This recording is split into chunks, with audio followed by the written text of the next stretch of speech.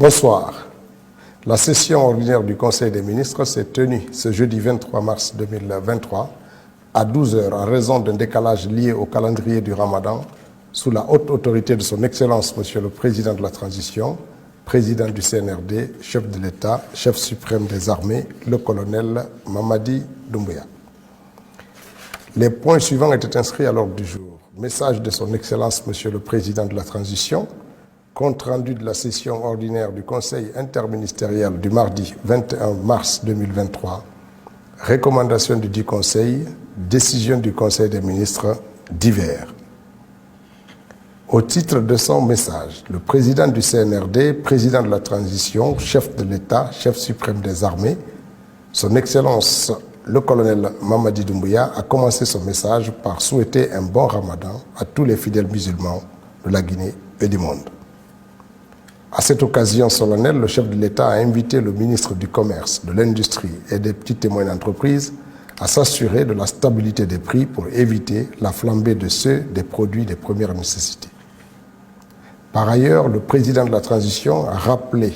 avoir présidé le 18 mars 2023 la cérémonie de relance des travaux du projet Simandou qui est intervenue quelques jours après la signature du pacte d'actionnaires entre la République de Guinée et les partenaires industriels, Winning Consortium Simandou et Rio Tinto.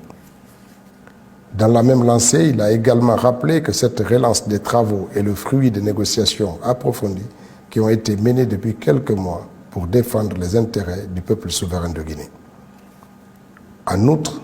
le chef de l'État a informé que la négociation de certains documents est en cours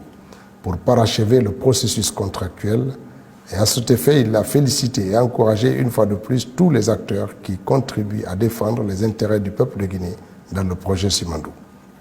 Il a également félicité le ministre de l'Enseignement préuniversitaire et de l'Alphabétisation pour l'organisation et la réussite de la Semaine nationale du mérite scolaire et le ministre secrétaire général des Affaires religieuses pour la réouverture de la mosquée Faisal de Conakry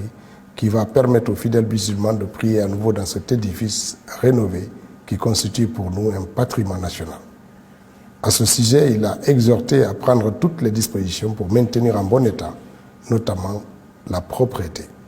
Par ailleurs, le président de la transition est revenu sur l'exécution des 13 points d'instruction qu'il a donnés. Sur ce point, il a invité les ministres concernés à tour de rôle à lui faire à date la synthèse des actions et dispositions qu'ils ont prises dans ce cadre. Pour terminer, le chef d'État a rappelé avoir demandé au ministre de l'Économie et des Finances de revoir la loi sur la gouvernance financière des sociétés et établissements publics et qu'à date, il veut savoir ce qu'il en a été fait et à quel moment un projet de loi sera soumis par son département au Conseil interministériel pour examen. Compte rendu de la session ordinaire du Conseil interministériel du mardi 21 mars 2023. Le Premier ministre, chef de gouvernement, Dr Bernard Goumou, a articulé son message autour de 2 points. Le déclenchement du programme national de recensement administratif à vocation d'état civil, la reprise des pourparlers avec certains acteurs sociopolitiques sous les bons offices des chefs religieux du pays. En ce qui concerne le premier point relatif au déclenchement du programme national de recensement administratif à vocation d'état civil, le chef du gouvernement a rappelé avoir présidé le lundi 20 mars 2023 à Kindia l'atelier de validation du cahier de charge du programme national de recensement administratif à vocation d'état civil, PNRAVEC. Il a également rappelé que ce programme a été constitué par son Excellence Monsieur le Président de la Transition, chef de l'État, chef suprême des armées, le colonel Mamadi Doumbouya, au lendemain de la signature de l'accord conjoint avec la CEDEAO qui a entériné le déchronogramme de la transition. À cet effet, le Premier ministre a informé que cet atelier marque le point de départ du processus opérationnel devant conduire à l'identification de tous les citoyens à l'intérieur et à l'extérieur du pays et à l'établissement d'un fichier électoral fiable, extrait du registre national de l'état civil et de l'identité, ainsi qu'à la délivrance des titres et des actes de l'état civil sécurisés. Dans la même lancée, le chef du gouvernement a indiqué que cet atelier s'inscrit pleinement dans la politique de refondation de l'État et de rectification institutionnelle prônée par le CNRD, avec à sa tête le colonel Mamadi Doumbouya. Au-delà du fait qu'il favorise la réforme et la modernisation du système de l'état civil et de l'identification des personnes physiques, le Premier ministre a informé que le programme national de recensement administratif à vocation d'état civil est la deuxième des 10 points du chronogramme de la transition. Pour lui, le gouvernement, sous les orientations stratégiques du chef de l'État, vient d'amorcer une phase cruciale du programme de retour à l'ordre constitutionnel. Par ailleurs, le chef de gouvernement a mentionné que doter notre pays d'un fichier de base électorale fiable est extrêmement important pour assurer la transparence, la crédibilité, l'apaisement et l'inclusivité des futures élections. À cet effet, il a rappelé que le fichier électoral a toujours été à la base des convictions sociopolitiques que notre pays a connues depuis l'instauration de la démocratie multipartite. Pour mener à bien ce recensement administratif, le Premier ministre a fait savoir que 400 milliards de nos francs seront engagés cette année et à cet effet a encouragé le ministre de l'Administration du Territoire et de la Décentralisation d'assurer la bonne mise en œuvre de ce programme essentiel pour l'agenda de la transition. Quant au second point relatif à la reprise des pourparlers le mardi 21 mars 2023 avec les forces vives de Guinée, le chef du gouvernement a rappelé avoir été invité à nouveau le lundi 20 mars 2023 par les religieux à échanger avec nos frères et sœurs qui étaient absents du cadre du dialogue inclusif interguinéen. Conformément aux instructions du chef de l'État, le Premier ministre a rassuré que le gouvernement de la transition va poursuivre les efforts qui consistent à mettre ensemble les Guinéens et les Guinéennes afin de maintenir la cohésion sociale. Dans la même lancée, il a souligné que la politique de main tendue du gouvernement de la transition est toujours active. À ce titre, le chef du gouvernement a émis le souhait de les rencontrer pour une nouvelle fois au centre islamique de Donka, dans l'espoir de pouvoir débattre sur la prise en compte ou non de leurs préoccupations. Pour terminer, le Premier ministre a félicité le ministre directeur du cabinet de la présidence de la République pour la relance des activités du projet Simandou dans le cadre de la co-entreprise Compagnie Transguinéenne, ainsi que le ministre de l'Enseignement préuniversitaire et de l'Alphabétisation pour l'organisation de la 12e édition de la Semaine nationale du mérite scolaire 2023. Au titre des communications, la ministre de la Promotion féminine, de l'enfance et des personnes vulnérables a fait une communication relative au projet de loi portant sur la lutte contre la traite des personnes et pratiques assimilées. À cet effet, elle a fait savoir que ce projet de loi est l'expression de la volonté politique du gouvernement de doter notre pays d'un instrument juridique spécifique pour lutter efficacement contre les pratiques qui violent des droits fondamentaux de l'être humain à vivre libre et à disposer de soi-même. Elle a rappelé que cette initiative découle de la résolution 2331 du Conseil de sécurité des Nations Unies, adoptée à sa 7847e séance le 20 décembre 2016, stipulant que la traite nuit à l'état de droit et favorise d'autres formes de criminalité transnationale organisée, ce qui peut exacerber les conflits, alimenter l'insécurité, l'instabilité et nuire ainsi au développement. Le gouverneur de la Banque centrale de la République de Guinée a fait 2 communications relatives au projet de loi portant traitement des comptes dormants dans les institutions financières en République de Guinée et au projet de décret portant désignation de l'autorité compétente en matière de gel administrative et modalités de sa mise en œuvre. S'agissant de la communication relative au projet de loi portant sur le traitement des comptes dormants dans les institutions financières en République de Guinée,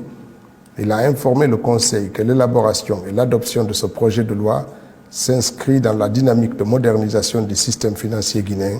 et son adaptation aux meilleures pratiques internationales. À cet effet, il a souligné que ce projet de loi a pour but de combler le vide juridique que connaît le système financier guinéen dans le traitement des avoirs dormants et tient compte des standards internationaux en la matière qui clarifient notamment la définition de la notion de compte dormant, les obligations incombant aux institutions dépositaires des avoirs concernés, les modalités de conservation et de gestion des avoirs dormants, les dispositions en matière de prescription des droits et de dévolution des avoirs dormants. Quant à la communication relative au projet de décret portant désignation de l'autorité compétente en matière de gel administratif et modalités de sa mise en œuvre, le gouverneur a fait savoir que la recrudescence et l'ampleur sans précédent du terrorisme dans le monde entier tiennent au fait que les terroristes et organisations terroristes sont soutenus par des sources de financement qui facilitent ainsi la mise en œuvre de leurs actions. Soucieux d'apporter son soutien efficace à la lutte contre ce fléau, il a indiqué que la République de Guinée, membre des Nations Unies, devrait entreprendre des mesures idoines pour le freiner.